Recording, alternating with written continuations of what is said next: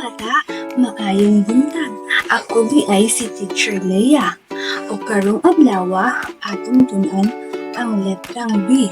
Andam na ba mo makakaton sa bag-ong leksyon na usab?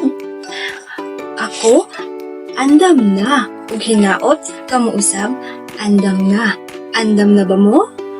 Very good. Ug karong adlaw atong tunan ang letrang B.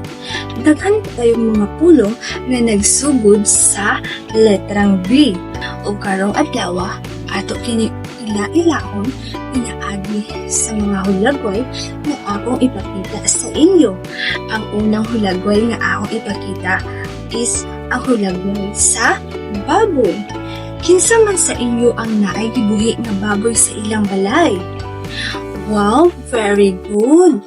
So, ang baboy, pwedeng himuon nga lechon baboy. Nakakaon na ba mong lechon baboy, mga bata? Oh, lamig kaayo siya, di ba? O ang sunod nga hulagway, mao ang bayabas. Kinsa may naay punuan sa bayabas sa ilang balay? Wow!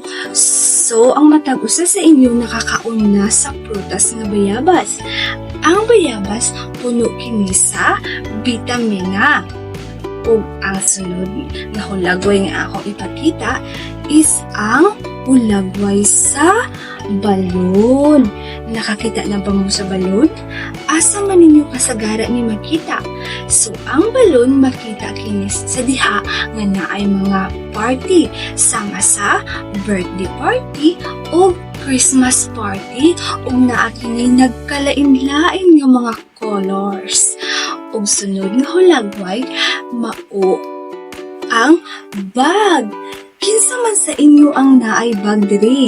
So, kitang tanan naay bag. Kay ang bag usa sa pinaka-importante nga butang sa usa ka estudyante. Kay ang bag sudlan kini og mga gamit sama sa mga papel, lapis ug ballpen. So kay kamo, lapis pa ang inyong ginagamit.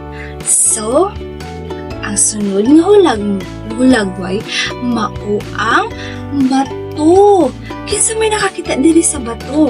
Di ba kasagara makita nato ang bato sa kalsada. So ang bato mahulagway nato nga grabe gid siya kagahi. So kinsa man diri sa inyo ang naigo na sa bato or gilabay na sa bato? So di gid maayo nga manglabay labi na ang ilabay kay bato kay sakit kay siya makaigo. So ang sunod nga hulagway is ang bola. Kinsa man sa inyo diri ang naay bola? Wow! Nindot ka ayon na siya nga dulaan ang bola. Pwede pang basketball or pwede pang volleyball. So, nakaila na mo unsay bola. So, ang sunod na to nga buhaton is isulat na to sa hangin ang letrang B. 1, 2, 3. Mauto ang dako nga letter B. Ug sunod na po nato nga isulat sa hangin gamit itong kamot is ang gamay nga letter B. 1, 2. So, kabalo na mo. Kamo daw B, isulat sa hangin ang dako nga letter B. 1, 2, 3. Ang gamay nga letter B na pod. 1, 2. Very good mga bata. Ug karon ato na usang litukon ang letter B. Unsa man tingog sa letter B? Kamo daw B? Ba. Ba. Mauna ang tingog sa letter B. So, utrohon na to. Pagtingog, ba. Ba. So, mauna ang tingog sa letter B. So, kinsa man din sa inyo ang ay pangalan na nag-start sa letter B?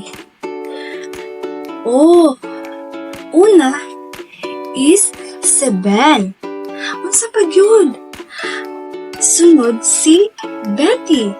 Sunod si birthing. So daghan pa kaayo nga mga ngalan nga nagsugod sa letter B. Ug para sa inyong assignment karon, magsulat mo og 5 ka mga butang nga makita sa inyong panimalay. Isulat ninyo kini sa papel ug ipasa ninyo sunod nato nga panagkakita. Ug maora to karon adlaw. Naabamoy natun-an karon sa atong leksyon?